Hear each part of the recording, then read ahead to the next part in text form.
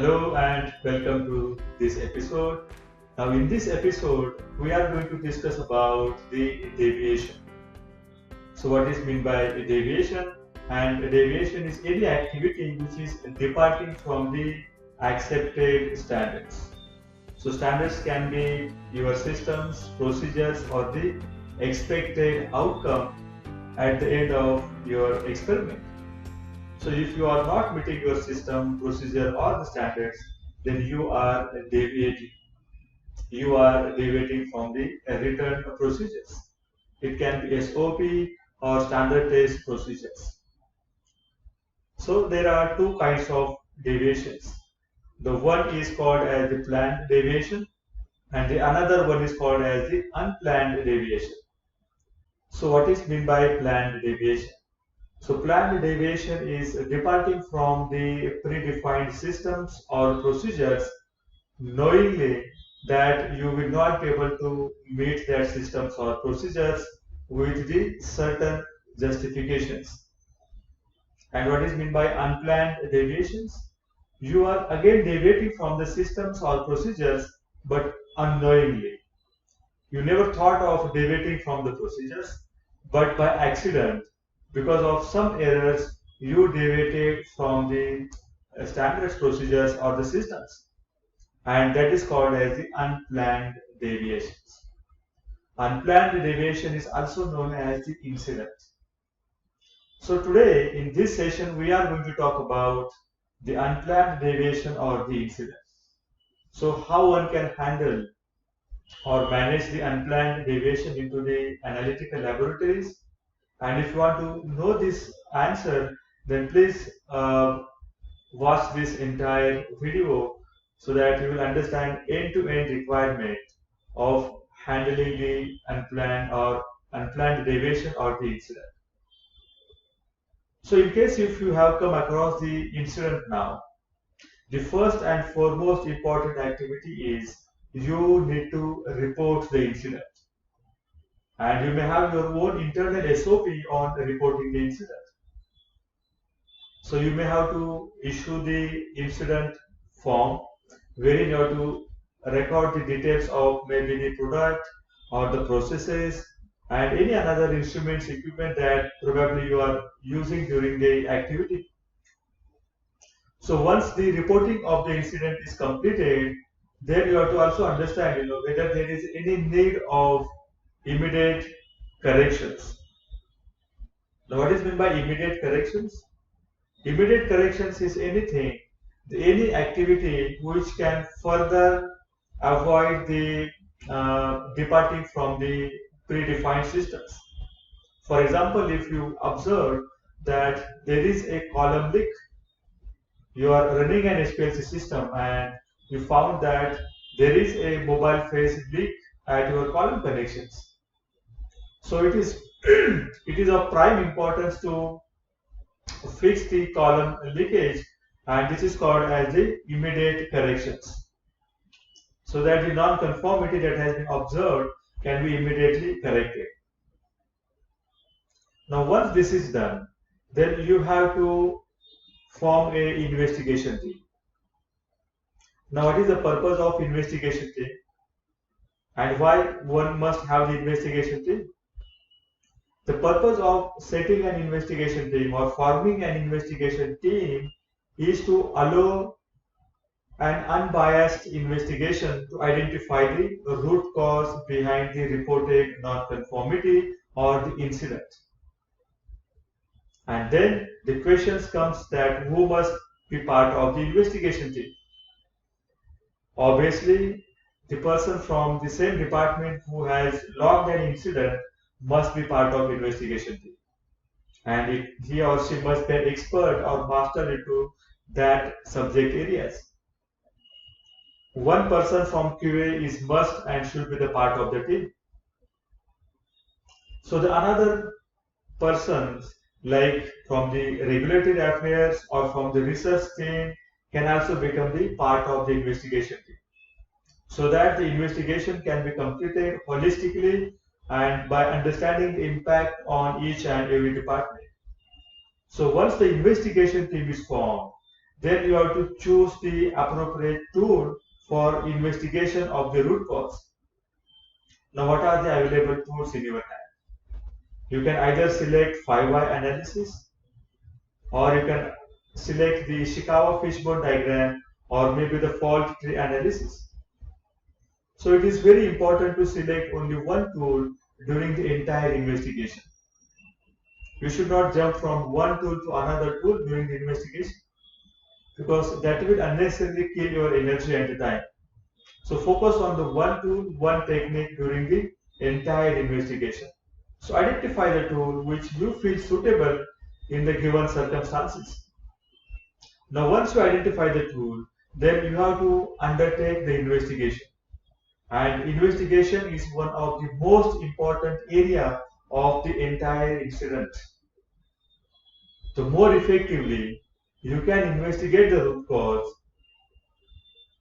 you will be able to identify the root cause correctly, and once you identify the root cause correctly, then you will be able to have a appropriate corrective actions and appropriate preventive actions.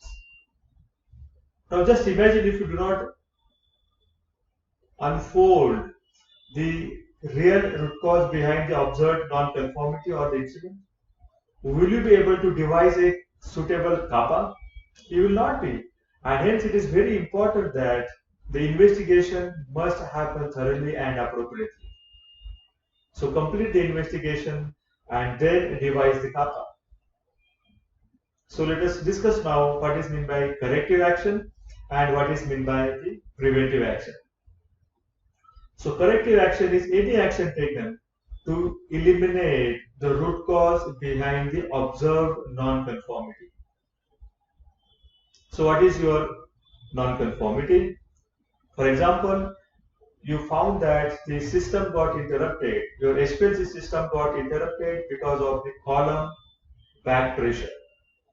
You found that during the sequence run, your column has developed a back pressure, and because of that the HPLC system got interrupted. Now what is the reason behind the HPLC column back pressure? And during investigation you identified that the, let us say, unfiltered mobile phase has caused higher back pressure to the column, and because of that your system got interrupted. So the root cause identified as the unfiltered mobile phase, because that unfiltered mobile phase contains undissolved particles, and because of that undissolved particles your column has developed a very high back pressure. Now you know the root cause. Now what is the root cause over here? Is the unfiltered mobile phase. And what is the corrective action? Means to eliminate the root cause behind the observed non-conformity. So what is the non-conformity over here? Is the system interruption because of the high column back pressure. And what is the root cause behind that? It is the unfiltered mobile phase. So you need to make sure that henceforth in your laboratories no one is going to come across this situation, that the system gets interrupted because of the unfiltered mobile phase. And if you can have a plan, a proper plan of avoiding the reoccurrence, avoiding the occurrence of the same incident in the future, then that action is called as the corrective action. So if you understand, the corrective action is always a reactive. It is reacting on to the present non-conformity. And this is applicable maybe to the same product or to the another products.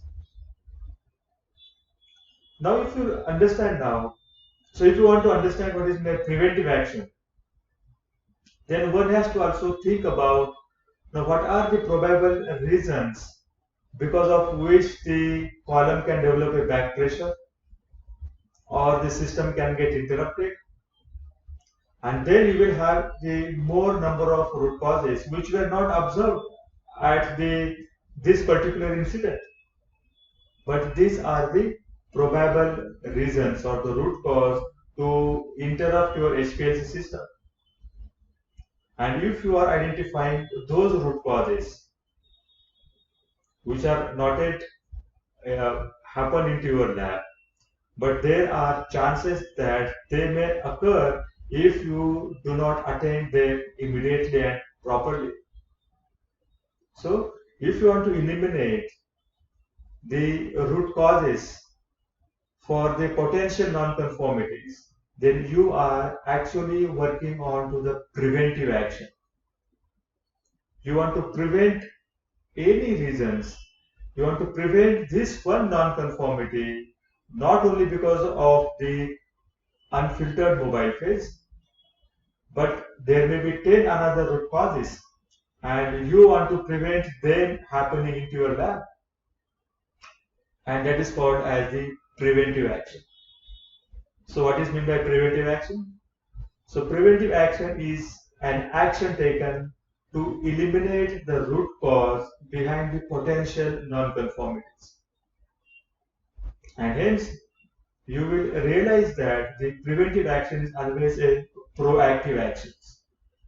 You are imagining that, okay, now this could also lead to the system interruption. This can also lead to the system interruption, and let me mitigate them before they occurred as an incident into my lab. So what are the another root causes that can also cause the system interruption? So you may feel that if someone doesn't filter the sample, and if the sample matrix is very dirty, which contains undissolved particles and constituents, and if you inject them into the HPLC system, that can also further lead to the system interruption. You will also realize that if suppose the quantity of the salt during buffer preparation is taken on the higher side, I mean if there is a need of only taking 1 gram of the buffer salt, but if someone measures 10 gram of the buffer salt, there may be a chance of precipitation of the salt, and that can further lead to the system interruption. So what are the another root causes behind the system interruption? And then note down them and then make a plan so that these root causes will not occur into your lab, so that you will not end up with the similar non-conformity, which is the HPLC system interruption. This is actually called as the preventive action. And then you can extrapolate this one incident to another projects you have. For example, if you are analyzing telmisartan tablets, now similar incident can happen with the paracetamol tablets as well, or the metformin tablets. So extrapolate your observation to the another projects, another products, another methods of analysis, and then make sure how you are able to mitigate the similar observations incident during the another products analysis. That is the holistic approach one has to adopt during thinking and devising the preventive action.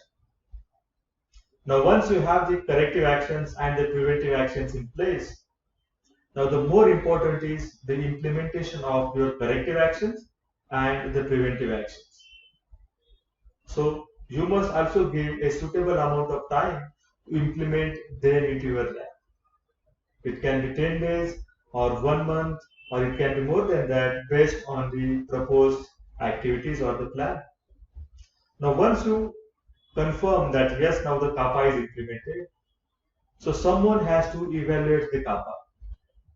Someone has to make sure that whether the kappa is effectively implemented or not, because that is more important in case if you want to improvise your quality systems. So generally the quality assurance people, they takes care of the kappa evaluation. So once the kappa evaluation is done, then you can also have a trending of the kappa and a trending of the incident.